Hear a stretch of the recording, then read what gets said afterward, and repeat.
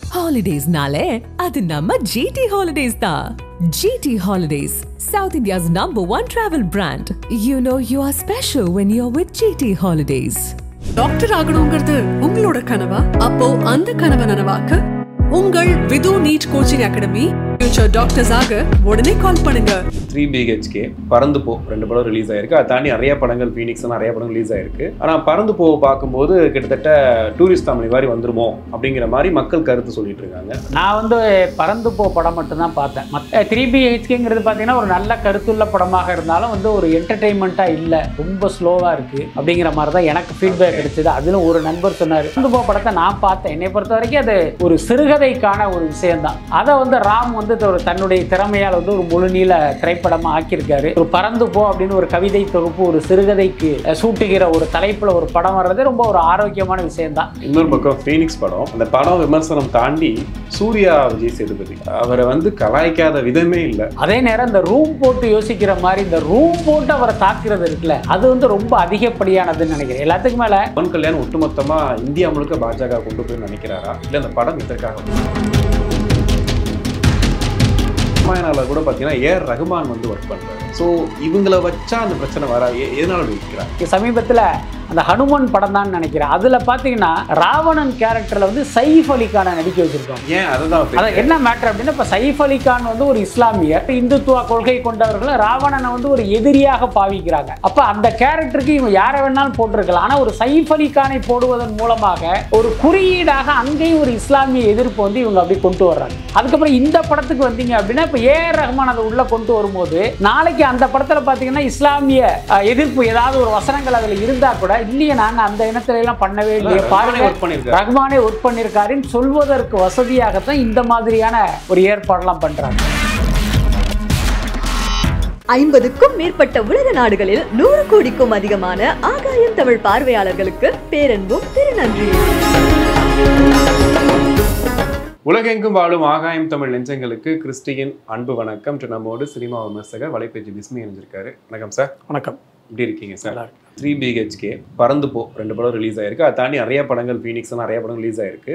ஆனால் பறந்து போ பார்க்கும்போது கிட்டத்தட்ட டூரிஸ்ட் தமிழ் மாதிரி வந்துருமோ அப்படிங்கிற மாதிரி மக்கள் கருத்து சொல்லிட்டு இருக்காங்க. உங்களுடைய பார்வை என்ன சார்? நான் பறந்து போ படம் மட்டும்தான் பார்த்தேன், மற்ற படங்கள்லாம் பார்க்கல. பார்த்தவர்களுடைய கருத்தின்படி 3 BHKங்கிறது பார்த்தீங்கன்னா ஒரு நல்ல கருத்துள்ள படமாக இருந்தாலும் ஒரு என்டர்டெயின்மெண்ட்டாக இல்லை, ரொம்ப ஸ்லோவாக இருக்குது அப்படிங்கிற மாதிரி தான் எனக்கு ஃபீட்பேக் கிடைச்சது. அதிலும் ஒரு நண்பர் சொன்னார், இன்டர்வலுக்கு மேலே நான் எந்திரிச்சு போயிட்டேன் அப்படின்ட்டார், என்னால் உட்காரவே முடியல அப்படின்னு சொன்னார். பறந்து போ படத்தை நான் பார்த்தேன், என்னை பொறுத்த வரைக்கும் அது ஒரு சிறுகதைக்கான ஒரு விஷயந்தான்.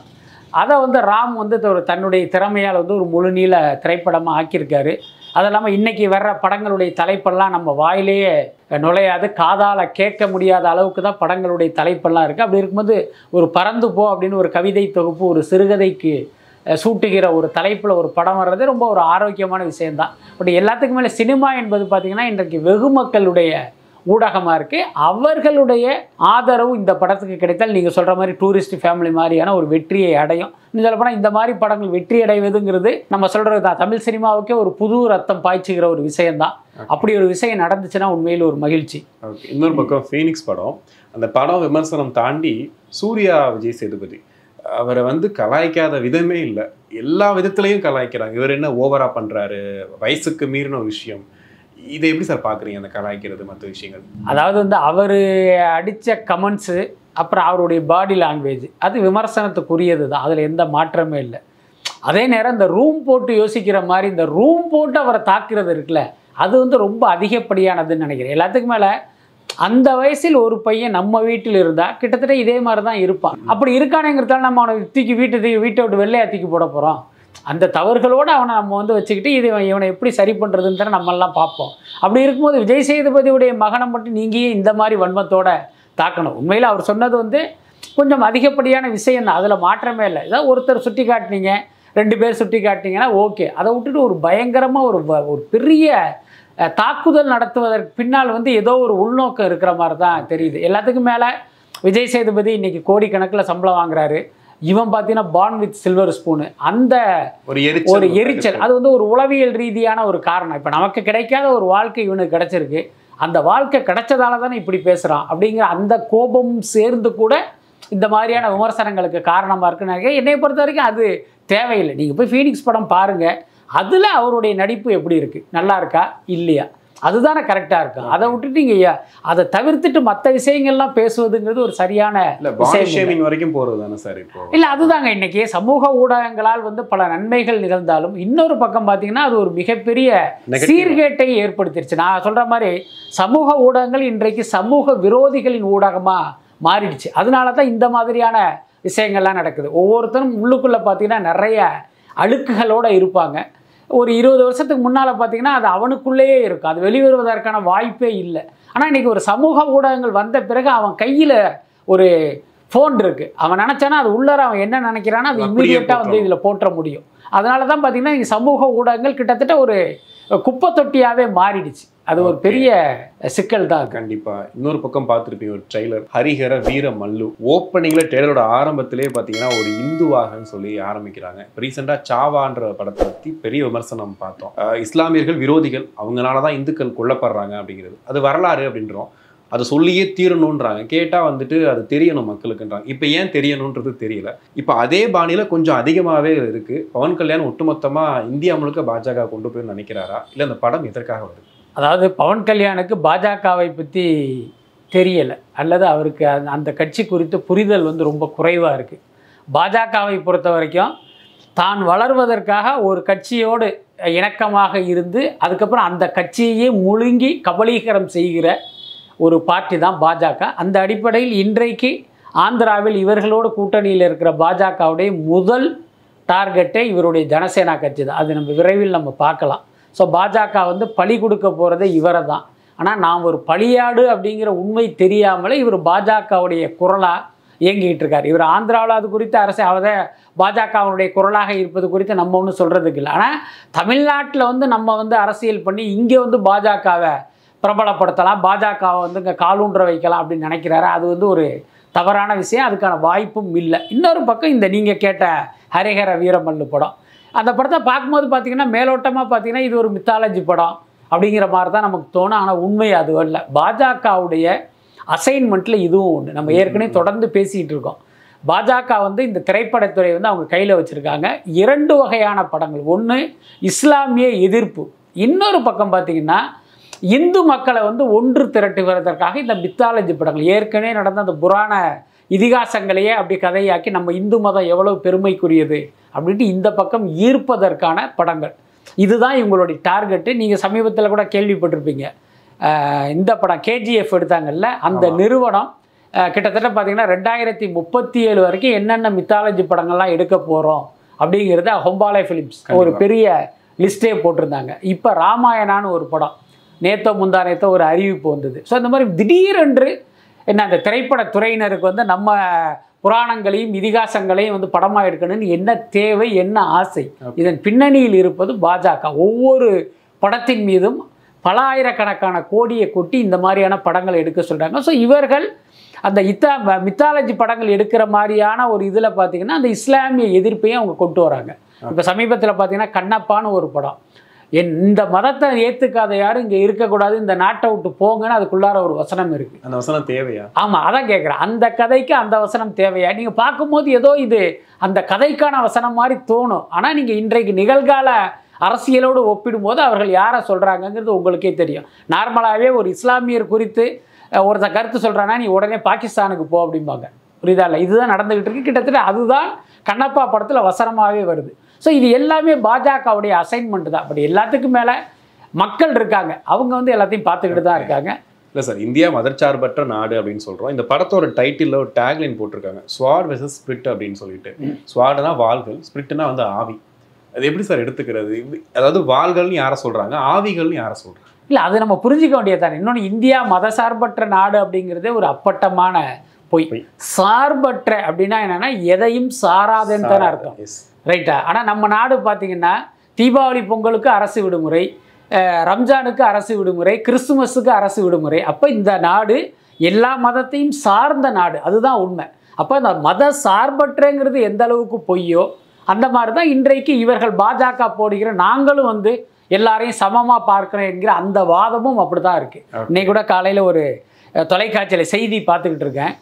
விஜய் வந்து பார்த்திங்கன்னா இன்றைக்கி செயற்குழுவில் வந்து பிளவுவாத அரசியல் செய்கிற பாஜகவோட கூட்டணி இல்லை அப்படின்னு அறிவிச்சிருக்காரு. அதை பற்றி உங்கள் கருத்து என்னன்னா, பாஜகவை சேர்ந்த ஒருத்தர்கிட்ட கருத்து கேட்குறாங்க அந்த தொலைக்காட்சி தொகுப்பாளர்.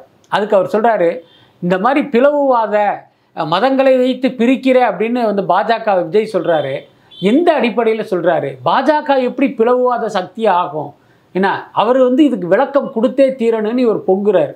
ஸோ புரியுதா இல்லை? மக்களை பிரிப்பதையே ஒரு பிரதான கொள்கையாக வச்சிருக்கிற ஒரு கட்சியை சேர்ந்தவர் பாஜக வந்து ஒரு பிளவுவாத சக்தின்னு சொன்னதே அவர் நம்ப மறுக்கிறார். அது கிட்டத்தட்ட இதெல்லாம் அந்த மாதிரி தான். ஓகே, இல்லை சார், நீங்கள் இப்போ சொன்னீங்க பவன் கல்யாணை பற்றி சொன்னீங்க.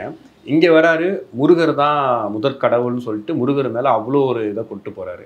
இப்போ அங்கே போய் பார்த்தா இப்படி ஒரு படம் நடிக்கிறாரு. முழுக்க முழுக்க ஒரு இந்துத்துவா ஒரு ஆளாவே மாறிட்டார். இப்போ நம்ம கேள்வி என்னென்னா, அவருடைய மனைவி யார் அப்படிங்கிற ஒரு கேள்வி இருக்குது. அவருடைய மனைவி வந்து ஒரு கிறிஸ்தவ மதத்தை சேர்ந்தவர்.